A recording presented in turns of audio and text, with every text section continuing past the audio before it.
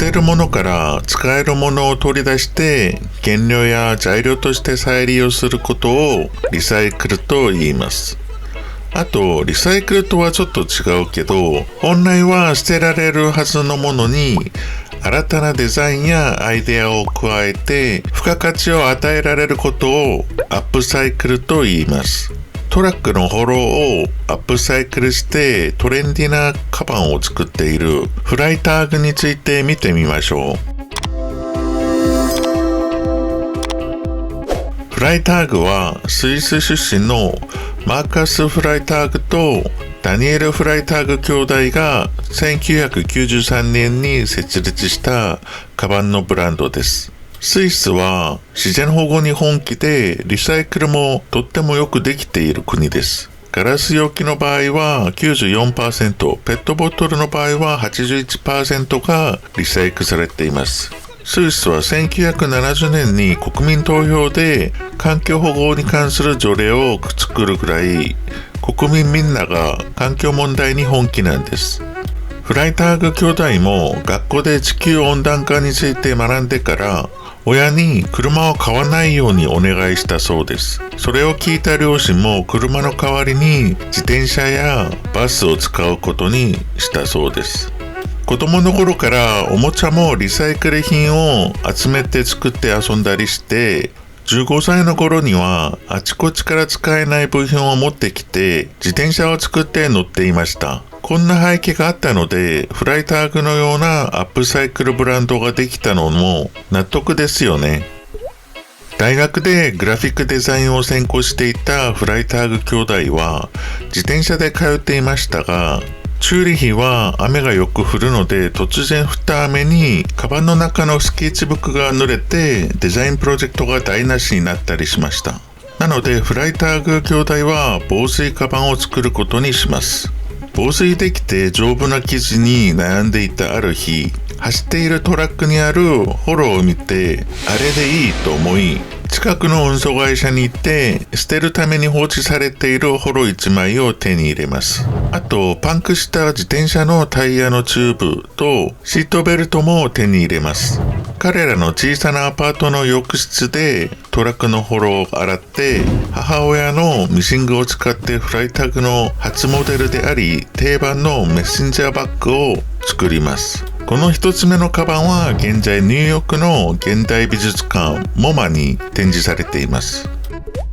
もらってきた材料が残っていたのでフライターグ兄弟は同じようなカバンを追加で5個作って友達に売ったり家の前で売ったりしました。使ってみた友達はなんかベトベトするものが残っているしゴムのような匂いがするけどデザインもいいし今までないような生地のカバンなので特別感もあると言ってました。フライターグ兄弟はホロをもっときれいに洗う方法を研究してカバンを作って売りました。一つ売れば二つ作れるお金になったのでどんどん作る量を増やしていきました。そういう風に作って周りに売っていたカバンの評判が結構良かったので口コミが広がり、いくつかのセレクトショップでも売るようになりました。フライターグ兄弟はカバン作りに集中するために会社を作って工場も作ります。環境への思いは材料だけではなく工場でも見られます。ホロの洗浄に使う水は水道水ではなく雨水を溜めておいたものを使うし、温かい水は工場の屋根から出る熱で加熱して使っています。フライタグのカバンの最大の特徴は個性と丈夫さだと思います。すべてのカバンがそれぞれの独特なデザインを持っていて、同じデザインのカバンがないのが強い魅力です。フライタグで使う材料は防水布の一種のターポリンという素材です。ターポリンはポリエステルの繊維を合成樹脂フィルムで加工した強度の強いビニール系のシートで、耐水性はもちろん耐久性も高いし汚れにくいです。カバンの枠を包んで丈夫に保護するゴムは、自転車のタイヤを外すと出てくる内部チューブをリサイクルしたものです。あと、ショルダー紐は車のシートベルトをリサイクルしたもので、スムーズに紐を調整できるので、着心地も良いです。2014年にカバン以外の衣類分野にも進出します。ただ、事業拡大が目的で始めたわけではなく、フライターグの工場で使う作業服を新しく作ろうとして始めたものらしいです。作業服に使う環境にいい素材を探していたが、いいものがなかなかなかったので、自ら新しい素材を開発することにします。丈夫だけど時間が経つと完全に腐って分解されるゴミが残らない素材を5年間開発しました。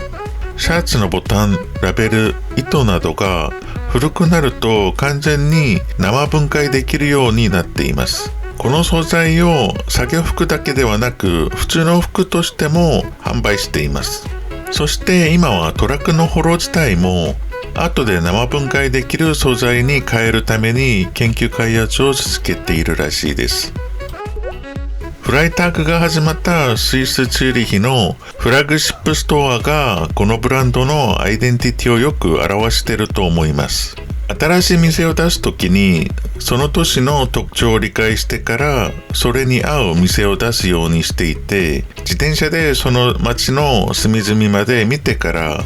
店のデザインを決めているようです。例えばミラノの店は古いレンガのアーチがあり独特の姿を誇っていますが、その場所を見つけるのに丸3年がかかったようです。あとウィーンの店舗の1950年代の窓のように歴史のある特徴はそのまま活かすように努力しているらしいです。店舗のデザインに日本の美的本質である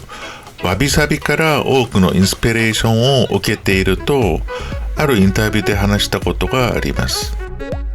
人気があると積極的に投資を受けて事業拡大をするのが当たり前だけど、フライターグは自分たちのペースで手に入った材料だけを使ってカバンを作っています。フライターグを買う人はそのやり方も魅力的だと思って買ってる人も多いと思います。自分だけのデザインのカバンを手に入れる特別な気分を味わいたい人はフライターグのカバンがいい選択肢になるかもしれませんね。今日はここまで。バイ。